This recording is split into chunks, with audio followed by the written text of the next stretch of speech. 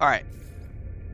Well, we have some stuff to do here, but I do want to answer this. I want to answer this comment over on YouTube because it's the perfect example of what we were talking about earlier about the perceptions that people bring with them to the conversation. And this is in regards to Star Wars Outlaws. Because we did the reaction video today. Star Wars Outlaws feels like Red Dead Redemption in space. This is a fun one for me because I actually did this a couple of weeks ago. Star Wars looks like my Red Dead Redemption 2 in space. And then Games Radar just published an article, or a video I should say, with an interview that talks about how they also feel like it's going to be like Red Dead Redemption. So, did all of that, and Forzone, just wrote this comment on the video and said, I just saw another video of another YouTuber who was at the previews of the game, and he said he was going through a rough day, but this game lifted his spirits, and that video alone is all I needed to hear, and it's enough to sell me on this game. I'm tired of the hate. I'm tired of the controversy. I want to play the game. Let the game play. Let's play the game first and then talk about the game, which is a great point to have.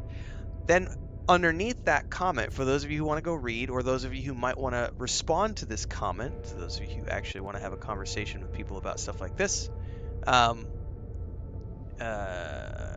then, hang on, I'm getting... I was reading something. Hang on. So MetalVox89 responded and said, agreed. He says, I just watched a video where a guy said, when I think of Star Wars and open world in the same sentence, I expect space travel. The writer of this comment said, I laughed at that because I felt like we were having the conversation around Starfield all over again, only this time with Star Wars Outlaws. While Starfield presented itself as a space game, it never presented itself and never claimed to be a space simulator.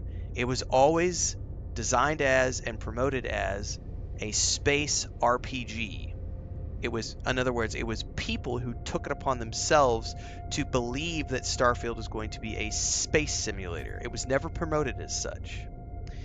This person goes on to write, I understand some of the frustrations that people have had, but the game was basically what I expected, minus all the menu navigation. I think a lot of us have, legitimate criticisms about too many menus in Starfield.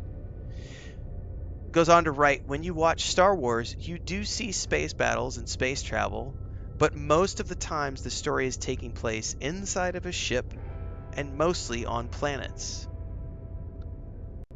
Very good point.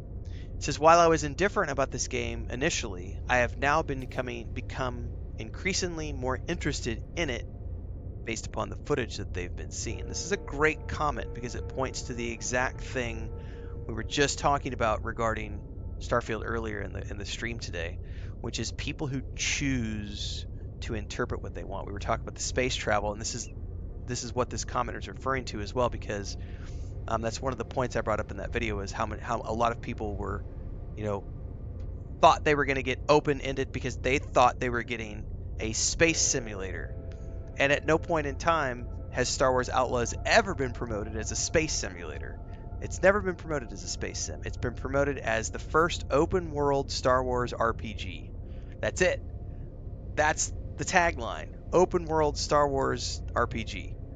Not open-world Star Wars space sim. Not open-world Star Wars space exploration sim. Not Star Wars base building sim. Star Wars open-world RPG. So it's very, very interesting. Dennis says we're having a human experience in gaming technology medium. Yeah, a little bit.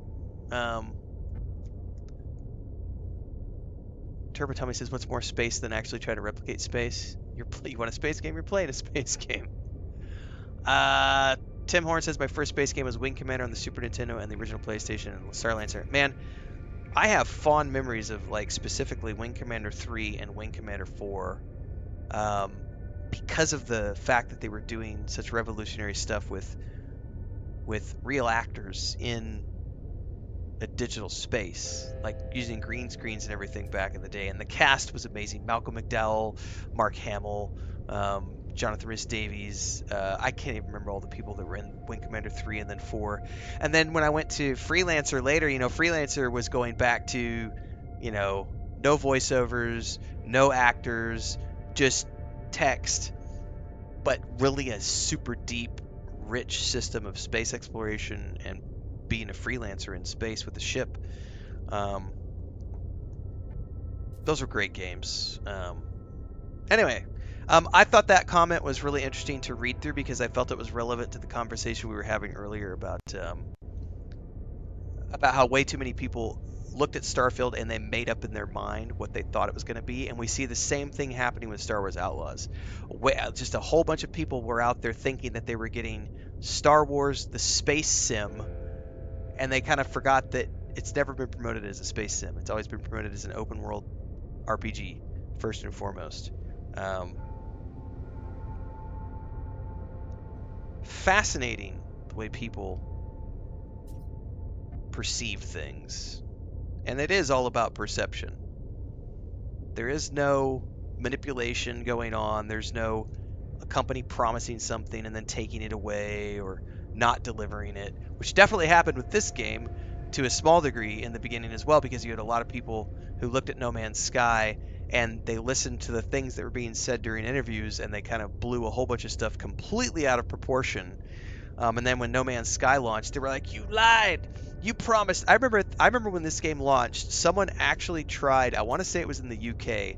Someone tried to launch a false advertising suit against Hello Games because they claimed that Hello Games promised all these features during their discussions leading up to the game's launch, and then those features were not in the game when the game launched. And it's like, so we're not allowed, as a game dev, I could say, so we're not allowed to talk about our vision for the game.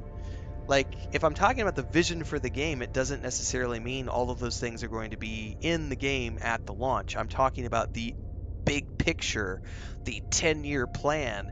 But the problem is if you don't specifically state that you're talking about the 10-year plan, people will read into that and they'll think that you're promising a launch feature, which is a super tricky thing to navigate when you're in game dev. So I feel for people who are in the game development side of things, because sometimes customers have unrealistic expectations.